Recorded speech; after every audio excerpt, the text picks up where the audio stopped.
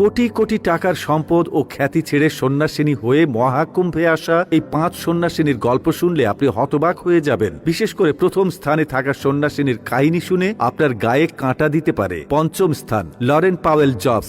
Lauren Powell Jobs অ্যাপলের সহ প্রতিষ্ঠাতা স্টিভ জবসের স্ত্রী। একসময় বিশ্বের অন্যতম ধনী ও প্রভাবশালী নারীদের একজন ছিলেন। কোটি কোটি ডলারের সম্পত্তি, উচ্চ প্রোফাইল জীবনযাপন এবং বিস্তৃত বৈশ্বিক ব্যবসায়িক নেটওয়ার্ক তার কাছে সবকিছুই ছিল। কিন্তু তিনি যা করলেন তা কল্পনাতীত। লরেন তার ব্যবসা ও খ্যাতিকে সম্পূর্ণরূপে বিদায় জানিয়ে আধ্যাত্মিকতার পথ বেছে নিয়েছেন। ভারতীয় সনাতন সংস্কৃতি ও বেদে গভীর আগ্রহ থাকা লরেন এখন এক সন্ন্যাসিনীর রূপে মহাকুম্ভে এসেছেন। তার এই নতুন পরিচয় মানুষকে ভাবিয়ে তুলেছে যে প্রকৃত শান্তি ধন সম্পত্তিতে নয়, বরং আত্মজ্ঞানেই নিহিত।